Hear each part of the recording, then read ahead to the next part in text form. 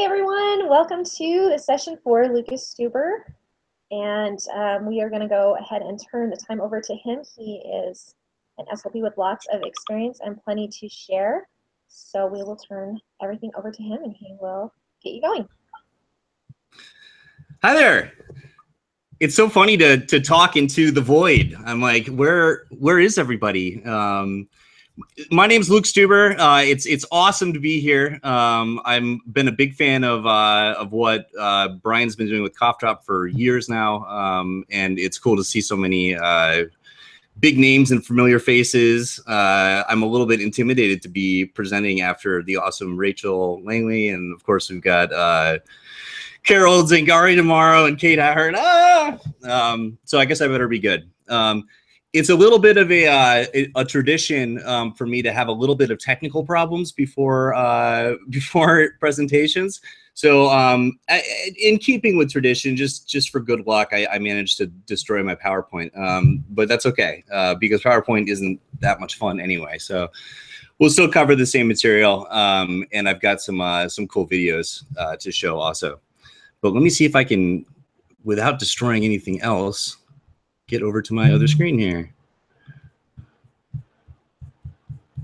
All right. Nothing broke, right?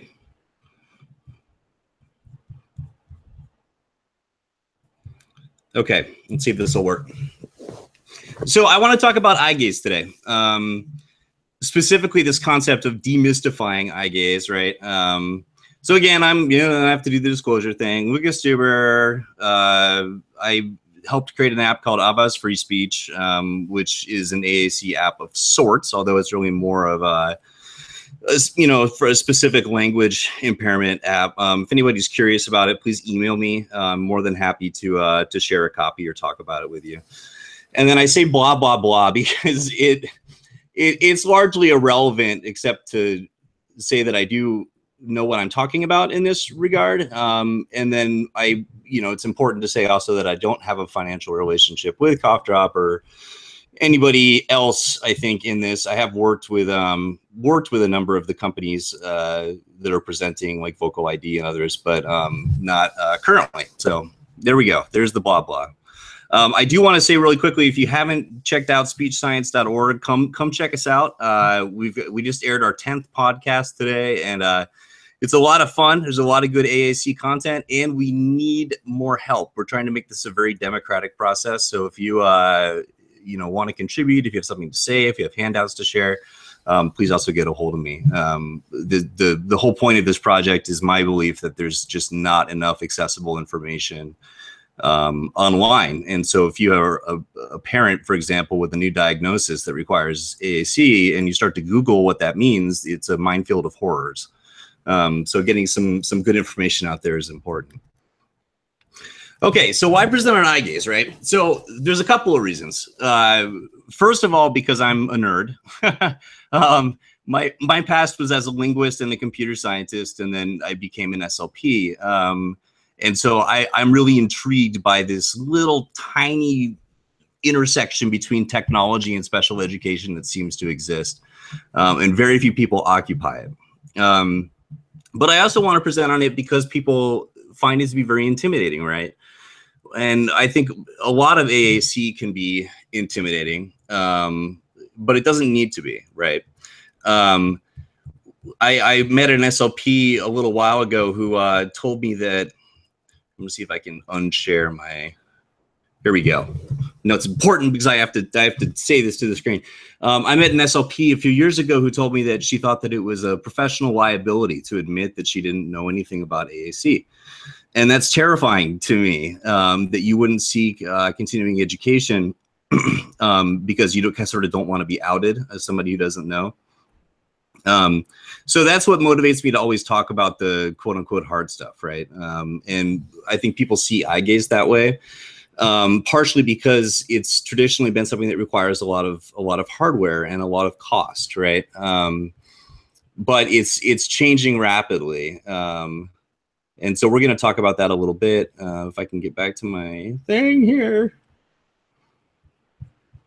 Okay, I think I did it. I'm supposed to be the techie person. This is not good. And so one thing I always like to hit on this is this idea that AAC intervention is really just language intervention. And to treat it any differently is kind of a disservice to the kids that we work with, right? We have to presume competence and go through the same developmental steps as we would with any other student. Now, granted, there's a lot more bells and whistles sometimes attached, and there's more complicated process of assessment and these other things. But it doesn't need to be intimidating. In fact, it can really be a lot of fun. And one of the things that I love about AAC intervention is being able to see these huge breakthroughs with real clarity. But yeah, here's one of the reasons why it can be sort of intimidating. So this is from the 60s. This is one of the very first eye gaze tracking machines. And what this one did is it used these dual cameras to physically look at which direction the eyes were looking, right? And that's not what we do anymore, fortunately, because that would be a lot of work. What we do now is actually pretty fascinating. So we take these infrared lights and shoot them at eyeballs, right? And then measure the angle at which they reflect off the eye. So here's a weird analogy for anybody about my age. If you played Duck Hunt, the Nintendo game, that's basically how the little gun worked, right? So it would the light from the television would go into the little gun, and the gun would recognize whether it was getting the color of a duck or the color of the sky and score you that way, which I thought was pretty magical as a kid, and I still think is a little magical. Figuring out the exact angle by which these lights are going to reflect off the retina is what's happening during calibration. So when you're sitting there, or when the student's sitting there doing that follow the little dot thing, what the computer is doing is figuring out exactly where their eyes are positioned, obviously. So there's a few factors that have been limiting traditionally with eye gaze. Well, there's a lot of factors that have been limiting, but the main thing is actually power consumption. And I'll sit here and talk about this for a second. We have so within a tracking system, there's the infrared lasers, there's the receptors, the IR receptors that are on the bar, which actually then take in the reflected light, and then there's the process of decoding that essentially, which is an algorithm that has often been built into the computer. So what it requires is a large amount. I'm fighting getting really technical here because I want to nerd out about this, but like Rachel said, this is track one. So, okay, deep breath. Okay, so there's a lot of information that needs to be sent from the bar back to the computer, right? And that requires a lot of power. This is one of the reasons why we don't have eye gaze bars on, for example, the iPad. It's technically totally possible. In fact, some of us have got some functioning facsimiles of eye gaze on an iPad and certainly on Android. But the main limitation is whether we'd be allowed to pull enough electricity out of the iPad's lightning port to actually power an eye gaze bar. And Apple sort of doesn't want us to do that because it would have a profound implication on what they claim for battery life, right? So we're, fighting through these things gradually over time. There's several, and I say several eye gaze manufacturers. That's pretty much literally what there is. There's several. So the biggest one that people know of is Tobii, or Tobii Dynavox, I guess they're called now. And then there's a few other companies. There's one out of Germany called Visual Interactions, often known as MyGaze. And then there's a number of others that are out there, but not all of them operate within what we would call the assistive market, which is what we're talking about here. Most of these companies are primarily marketing driven. So Tobii in particular is this way. They'll have these big suits with glasses that measure they do eye tracking, but they also measure your pulse and your skin galvanic response, which is like the feeling when your hairs stand up on end. And then they'll put you in this $1 million suit into a brand new BMW, and you drive the BMW around, and the researchers say, ooh, they really liked it when they took that left turn or whatever it was. And so that's how they get to you know, to figure out what, or you know, send you into a Best Buy, right, and figure out which price tags and which products you're looking at the most. That's where these companies often make their money. So it's, you know, it's good that there are some that are working in the assistive space. To what extent it's a tax write-off, I'm not totally sure, but I'm glad they're out there. So the other thing that's happening right now with eye gaze is that it's really breaking into this. Oops, I hit the wrong button. It's becoming a thing in video games, right? Which is, I think, what's eventually going to drive enough competition, if it isn't already, to really bring the price points down. So normally these systems have been, gosh, as much as $40,000 for an assistive eye tracking system. Typically now about 15 to 20,000, or potentially even a little bit less. If it's Medicare funded, then it'll be 15 to 20,000. And that's a function not only of the R&D and everything else, but also a function of what the Medicaid cap is for eye gaze. With gaming devices, they get around this by, first of all, not being a durable medical device, right? So there's no need for the extra insurance and other things that are required. And also because I guess the tracking and the fidelity of it, meaning like how accurate it is, hasn't had to be up to the same standard as it would be in assistive, but they've sort of accidentally gotten there. I want to pause really quick, by the way, and say that this is, when I say demystifying eye gaze, this is sort of intentionally technical. What we're going to do here is talk a little bit about the technology, and then I want to go through the process of building an eye gaze system that's a lot less expensive than the ones that we're talking about right now.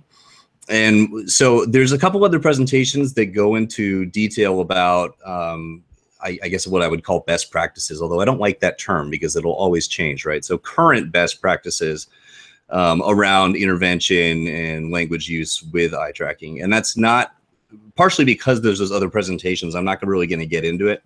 I sort of make the assumption that if you're here at this stage wanting to watch someone build an eye gaze system, that you have some fundamental knowledge of, you know, of what that would entail. Maybe not. Maybe that's a silly assumption. But so anyway, I'm going to keep going with some of the technical stuff, and then we'll watch some fun videos. And then I want to leave a fair amount of time for Q&A because I've gotten a lot of questions already out there on the internet about this system that I built that went on YouTube and somehow became a thing. So, okay. So I want to look at, first of all, I'm going to go backwards here. So Toby, the PCI Explorer. So this is a $900 tracking bar that's for the assistive space, right? This is what's probably most commonly used for folks that are building a system using just a laptop or something like that. And I'm focusing on Toby here because there's a good comparison between these three bars. Not necessarily because they're the only one, right? In fact, MyGaze has some wonderful products, but just because it's easy and functional to compare them this way. So this is $900, and it's functionally roughly equivalent to the IX. In that if we look at the maximum screen size and the operating distance and the track box dimensions are usually a function of how much electricity the bar is able to pull. So maximum screen size and operating distance is literally just how far away that laser can shoot and still be detected meaningfully and reliably. And then if we look over here on the right, we've got frequency and the transfer rate. So the frequency of 70 hertz, there it says, is how quickly it's refreshing the information that it's gathering, which has a lot to do with how smoothly the cursor would move and how accurate the system would be. But we look over here and it says 4.5 watts of power consumption, which is really quite a lot. And that's about the same as what was on the PCI Explorer that we just saw. But now we've got things like the 4C. Now this has roughly the same functional difference or functional distance. In fact, it's 2 inches further away for functional operating distance as the other. And if we look to the right here again, it's only using 1.5 watts. So substantially less, which will have a big impact on battery life for these devices. And it also lets them use USB 2.0 instead of 3.0, which has been a huge limiting factor in the past, is that we've always needed to use a computer with USB 3. So that's no longer true. And part of the reason why is what it says over here about the Tobii Eye chip, that yes, it's built in, meaning that it's doing a lot of those calculations about the vectors of the lasers and stuff internally, which means it doesn't need to dump quite as much information back to the computer as it used to. What's cool about these is the prices, right? So, so the IX is down to $79. Oh my gosh. And this is totally usable in the assistive space. This is the one that's going to require USB 3 and take a little bit more voltage. So I tend to encourage people to spend the extra, you know, well, essentially double the price, but get for $150 the 4C, which is really superior in many ways to the $900 PCI Explorer. It requires a little bit of hacking things together to get it to work quite as well, but that's what we're going to talk about here today. And then I just want to illustrate here, this is one of the tablets that's sort of a possibility. When we get into the videos, I want to show a system that I built for a young lady with Rett syndrome. And we used a Surface 3 tablet just like this. And so they've also become considerably less expensive. So this is an easily mountable tablet. It's roughly equivalent in size to an iPad. And it has a USB 3 port, which doesn't matter with the 4C, but for any other tracking bar, it absolutely will. Okay. Making sure I'm not leaving anything critical out here. So let's look at funny videos. Well, not necessarily funny videos, but videos in general. So when I first got into this, the main thing for me was again the technology. So, and I'm not sure if we'll get sound through this. I'm hoping so.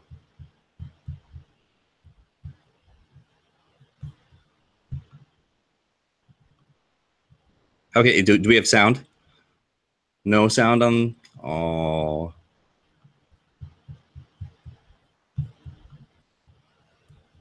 Please hold. Technical difficulties. No, no, no, no, no, no, no, no, no. Okay, I'm just gonna see if I can switch my audio here, folks, because it's a lot more fun if you can hear it.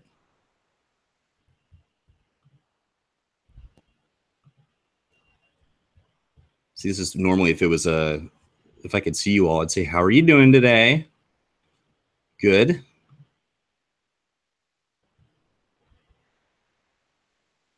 Lucas, people are saying they could hear the sound when it started. They can? Yeah, when it first started, they could hear it, and then it kind of went out. So excellent. Okay.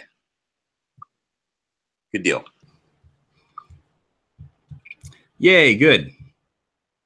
Okay, in that case, let's go back.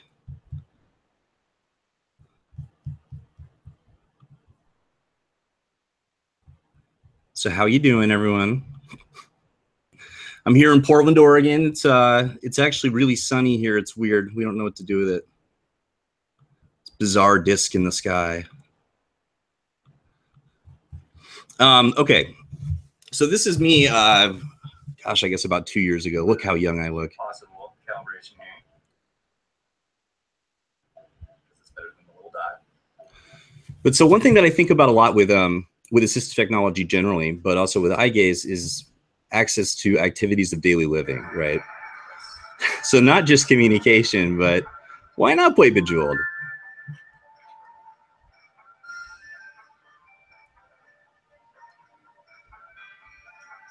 Oh yes, I use Bejeweled.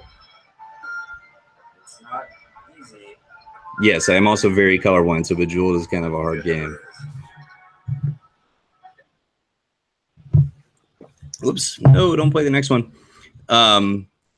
So obviously kind of a silly video, but I wanted to emphasize that the idea that this doesn't just have to be for, for academic tasks or whatever that might be, which is a little bit unique, right? So we talk a lot about how communication devices should be dedicated.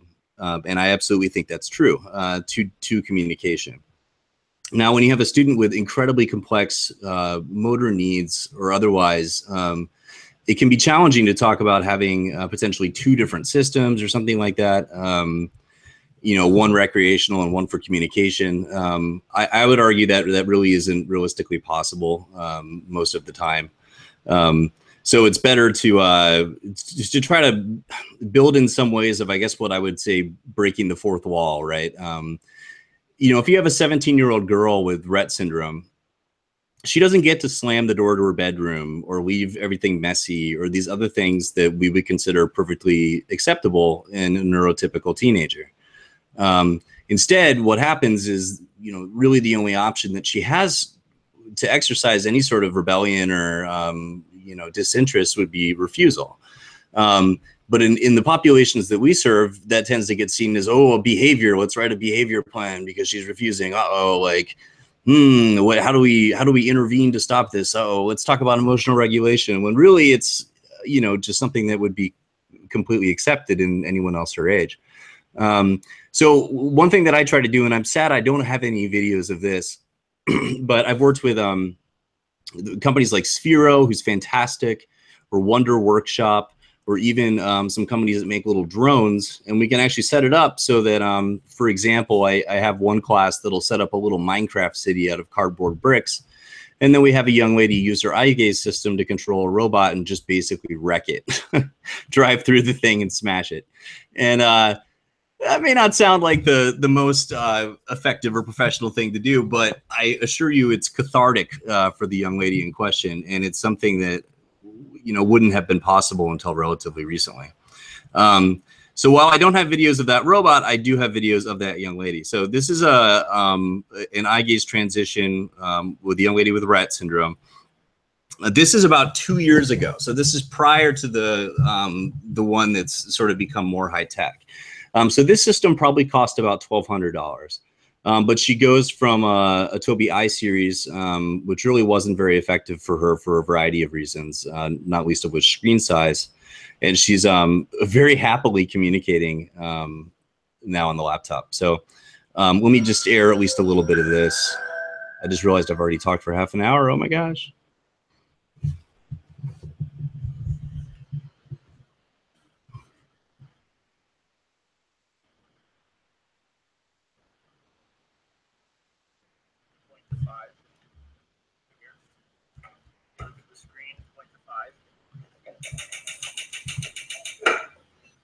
Sonia, can you look at the screen? Point to 5. That's main menu. All right, Sonia, tell us what you want to watch.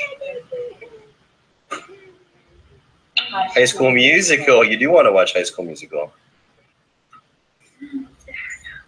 All right, teacher's bringing it up for you. Thanks, teacher. So let me pause there and just make a few comments. So first of all, yes, irritating. I have to pull up the video on the iPad to play it for her. It's kind of what I was just talking about. And then I just want to comment too, and I don't mean to say anything negative about the teacher that was in the very beginning there. He's actually fantastic. But you can sort of tell how boring that must have been. Point to 5, point to 5. And then I really don't like the phrase, can you point to 5, especially with this population. This young lady is a pretty snarky, sarcastic person. And anybody who's worked with girls with Rett will know that they can say more in a glance sometimes than words aren't necessary. And if you say, can you, very often the response can be like, well, I can, but I'm not gonna. So it's easier, I think, and more clear to be directive, and also to, again, presume competence and explain what you're doing. Like if I ever take away an AAC user's device for programming or something like that, I ask permission. I'll always ask if it's okay if I touch it, even if they don't understand what that means, because I think it becomes gradually increasingly more important as they get older too, and they will understand. Okay.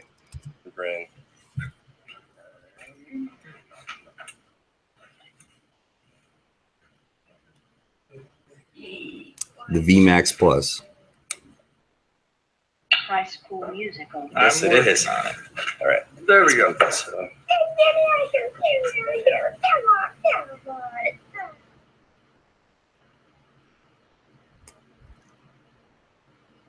are we gonna try the bugs? Hey, excuse me? Yes. Excuse me? Is Courtney be on the computer? Oh, you are squishing all of them. She's reading a book. Okay.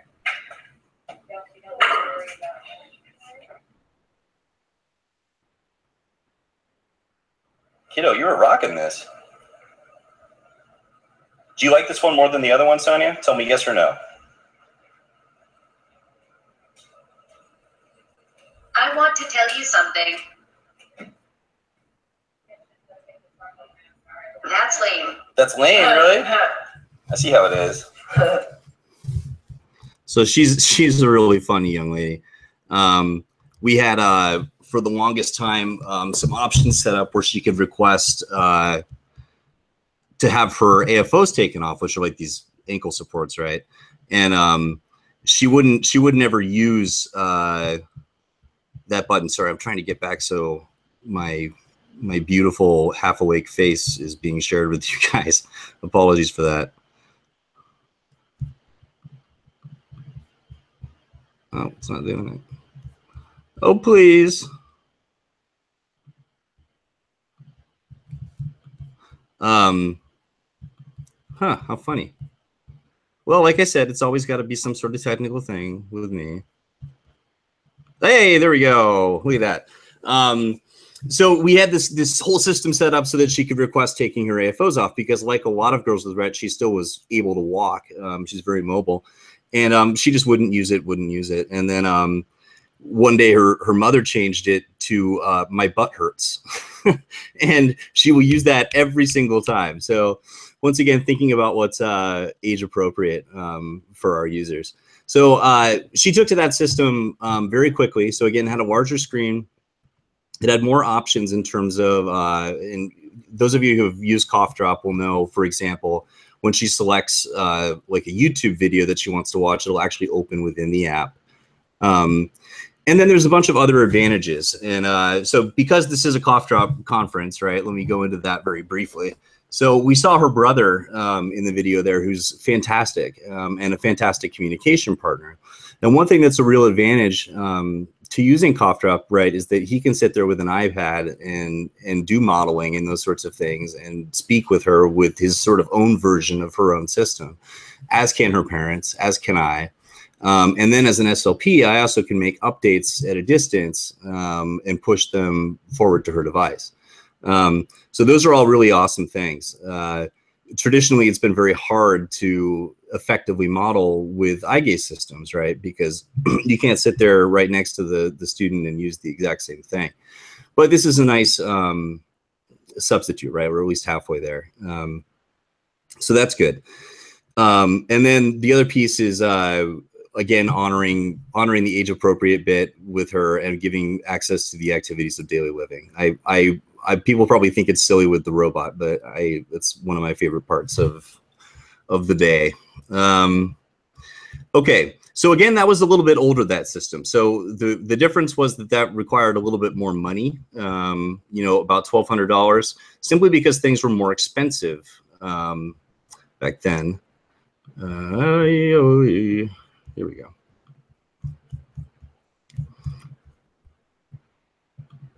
Oh, we don't have to watch the brain computer thing. Maybe if we have extra time. Yeah, right. So this is a video that I put out on YouTube about 2 months ago, and I was kind of blown away that it's got like, well, 7,000 views, something like that, of a system that I built, you know, again, for a young lady with Rett, a little bit younger here. And the first like 7 minutes of this is me walking through exactly what I did, exactly which tools, and then sort of coming up with the cost of it. So the total hardware cost for this system was, I think, $603. And that includes extended warranties and everything on all the hardware, because that's something that I worry about too, is when I build these wacky systems, what happens if I get hit by a bus? Well, at least the hardware is covered now. And I'm doing my best to train a lot of people to be able to do this same thing so that kids won't be left out in the cold. So she, once again, is going to be a cough drop user. If you want to see all these steps, I don't think we have time for the full 9 minutes here, but I encourage you to go check out the video. You can find it, I think it's on our, yes, the channel for speechscience.org. But I do want to play the sort of the end bit here because it's, first of all, it's adorable. And second, you can see what this very, very initial trial looks like. Oh, one last comment here I want to say is, so this young lady has never had a communication system, which is heartbreaking, right? And part of that is a function of the fact that I work in rural Oregon, right? This is probably about a 2-hour drive from Portland. So there's not as much access to professionals, but it's also, it goes back to that intimidation piece around eye gaze. I'm kind of blown away that some kids will go this long without even having any sort of awareness or trial of eye gaze. You know, even to the point of just going to Home Depot and buying a piece of plastic or, you know, shower wall or whatever and holding it up and writing, you know, symbols on it. That's what I've seen as a low-tech variant very often. Or I'll even try that before we invest money in a high-tech system. Yeah, so anyway, it's frustrating. I get a little heated about that fact. With Sonia, the young lady that we just watched, one of the first things that she did when I set her up with the laptop was she went down to she navigated to the start menu and started trying to pull up other stuff on the computer. And it was very intentional. This was not an accident. And it was this really eye-opening moment for me of like, gosh, we presumed so much about this young lady, and you know, she's been, you know, just observationally learning how to use a computer. Okay, I will stop being angry and play this.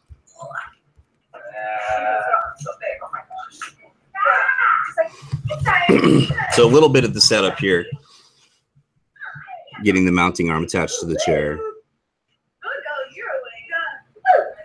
Who's moving it? That's what gets her. It's that high pitch, not the low. But when you go, if I know how to work it all that, but I know how to work it. Give me a break. I know. You don't keep it girl. I do. I love how into it the siblings are. Your reflection in it. So this will move out of the way a little bit. Because when she watches or this TV on Ava, or like She could actually. It's like a regular computer, so. I didn't realize we were still this far back here. We'll skip a little bit of. Do it.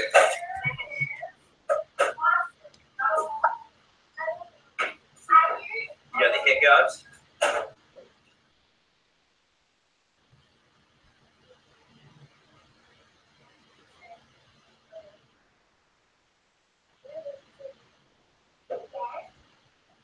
Looks like I'm inspecting artwork or something. See how she's focusing.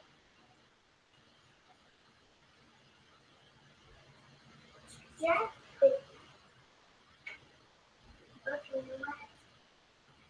No, you're not looking at us, do that. Can I convince you it's not useful in here?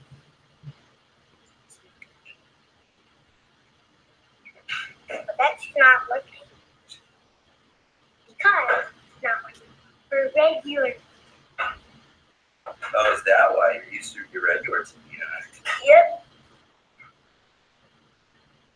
No, you're not used to your regular TV? I thought that was a pretty cool moment, and I love how her sister says, dang it, she objected to that. No, it's not because she's not using her regular TV. You know that? That was you. No. Are you doing Mickey? Okay. Yay! Puppy dog pound. She also likes puppy dog powder. Oh, we can add that in. No, she does. Sophia's choosing things that she likes. No.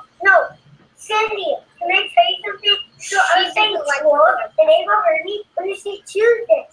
Well, You see it? Okay. 5, 4, 3, 2, 1. I'm gonna choose. Do you want more videos? It's very mean of me. We have to make sure. Tell me yes or no. No, we got Oh, you're behind. Oh, you know right where they are, don't you? Trolls. Are we going to trolls again? She's like, why would I tell you yes or no when I know exactly how to get there? It's always tough to watch yourself in these videos after the fact because I'm judging myself for all the mistakes that I made. She's pointing at the character. She's literally pointing at the character. That's awesome. Yeah, she is. She's pointing at the pond. And the character.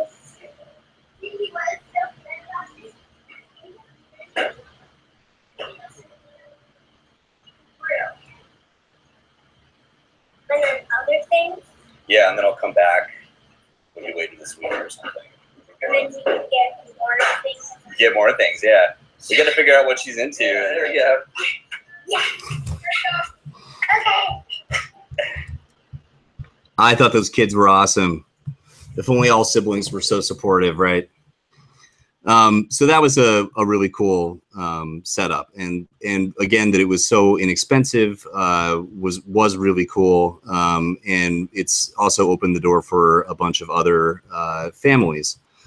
In that I've got a lot of folks now contacting me wanting to do that. But while it might seem, again, intimidating or something like that, it's really there's only 3 pieces of hardware going on there. There's the eye tracking bar itself, which that was the one that was $149, the 4C. The tablet itself, which was about $300. I think we might have done a refurbished one for that. I can't recall. So a little bit less expensive even. And then the mounting arm for the wheelchair, which actually was one of the more expensive components. And with all those pieces together, there's not some magic sauce to this. This doesn't require Lucas Steuber coming to your house, right? This is just plugging these things in. What's a lot more challenging is fostering the language component, which again, I'm not really going into in this in this presentation. And like I said, I'm sitting here judging myself. I wasn't giving enough processing time and some other things when I was working with her. But in any event, that was one of the goals for me, was to make this a little bit less intimidating, because that's all stuff that you can go to Office Depot and buy, quite literally, and put together, both of the different systems that I showed you.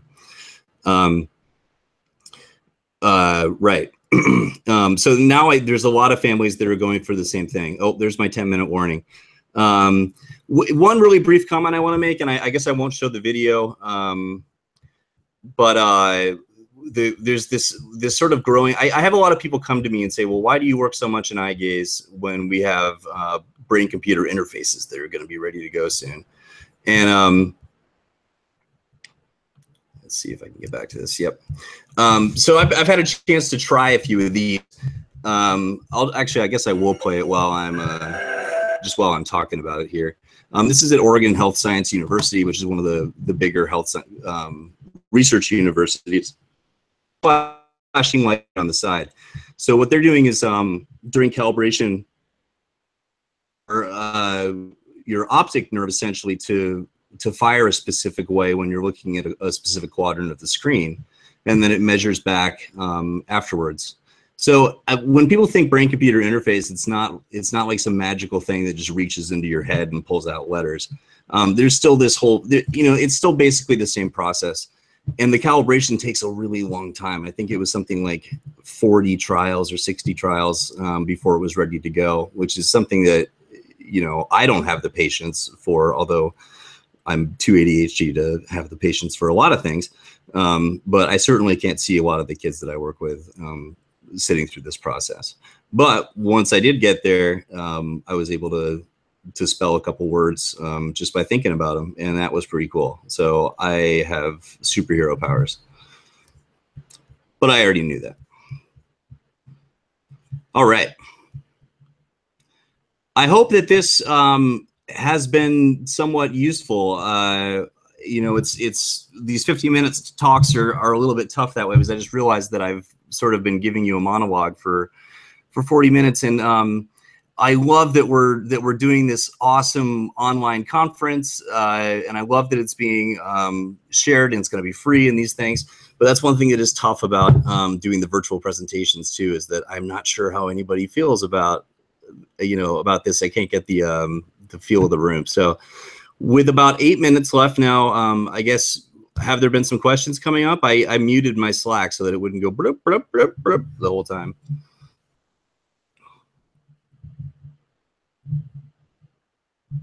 We haven't had it yet, but if you go ahead and pull back, and we'll give them to Lucas so that he can address those things. Now I hear the.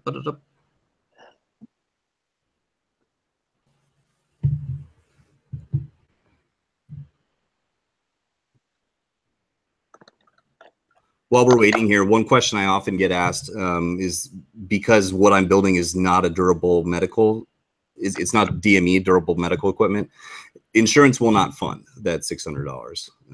So just putting that out there on the table. But again, it's unlocked, so you can get it immediately. You don't have to work through insurance for 6 months or whatever it might be. Lucas, you had one person ask, what AAC app were you using on the Surface? She was using Cough Drop as well.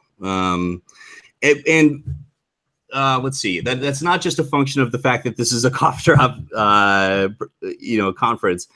It's a really good system to, well, first of all, when she was selecting the YouTube videos, that was within the communication system, right? So they were popping up and playing in brief in these little windows that popped up. Although that was funny that the one sibling apparently was feeding me what she wanted to watch. Another thing we'd be careful about. So that was Cough Drop, and the other major benefit of Cough Drop in a initial trial situation, like I said, she'd never had a communication device before, so I don't want to have the family go invest $300 in Grid 3 or Compass Communicator or something like that without knowing that that she's sort of ready to take that step. And so Cough Drop is great because you can give it a try right there, and it turned out to be a perfect fit for her anyway. Okay, you have another question. Can we have a link on the specifics of the low-cost AAC system we can try? So do you want to post that in maybe the chat later on? And, totally. She also says, what language software do you use in the system? What language software? That's what it says, yep.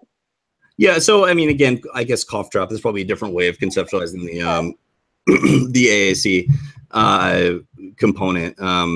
That's funny because that brings me to another place that we could have a whole other talk about international AAC use and other languages. But no, it's Cough Drop, and absolutely, I will post a link. Again, that YouTube video, if you're able to sit through another 8 minutes of Lucas, the initial part does go through all the components, and it also goes through me rejecting some components that were not a good fit for that student.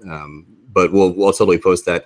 One thing I should say too is the Surface 3, which is what we use, the really inexpensive ones, they're like getting snapped up really quickly now. So I'm not like a salesperson.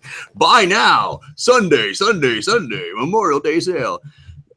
No, there's always going to be something inexpensive like that. But I do like the tablet for its size and convenience. Awesome. We have a question. Can you touch on modeling with eye gaze one more time? She says, I know Sure. that that may take a decent amount of time, but if you have some recommendations, that'd be great. Yeah, so that's a really good question. It's something that I sort of had to explore. AAC as a field is not that old, right? At least, especially high-tech AAC. And so the one downside of that is we don't have a ton of literature, right? So there's not a ton of places that you can go draw from that are specific to eye gaze and modeling. That said, I have to fall back on what I said about language, right? That it really is just language intervention. And so when you keep that in mind, then you can draw from all kinds of literature, right? So what I do in terms of modeling, this is again one of the reasons why I like Cough Drop, is I can have the exact same system on an iPad. You know, what I'll do is either go through, as I'm speaking to a student, I will be, you know, communicating the closest facsimile of what I'm speaking on the device, or very often just using the device alone. There's a few kids that I've worked with so much now that I can play their communication device like a piano. You know, it's just something that I've learned. Maybe that's a motor planning conversation we could have. But just, you know, I mean, the biggest predictor of success, or not the biggest, but one of the big predictors of success with any communication outcome is comprehensible input, right? And I know Rachel touched on this briefly, but the amount of input that an AAC user gets in AAC form is exponentially less than a typical child gets in oral language form. So any little bit that we can provide, differences with eye gaze that, you know, you don't get, she's not able to give sustained attention to what I'm doing on the system, which is a bummer. But that's something that some of us are working on. And there are a few systems out there too that will allow modeling, for example, via Bluetooth. And I'm forgetting the name of that app right now. But where it'll kind of shake the boxes to give a little visual cue. Perfect. Okay, I think that is it for you, Lucas, and thank you so much. We appreciate your time and the work you put in behind the scenes. And I've watched the video, the whole 8 minutes of Lucas, and I think it's great. It's a really neat way to, I don't know, help people out and try and get people what they need. So thank you very much, everyone. We will post the survey for Lucas's session so that you can get a certificate of attendance. It'll be in the Slack channel. Lucas, if you have any handouts or anything or links that you want to post, feel free to put them in Slack as well. And thanks everybody, we appreciate it. Thank you for having me. Any questions at all, please contact me, lucas@lukesteuber.something.com. .com. All right, thank you very much. Thank you. Have a good day.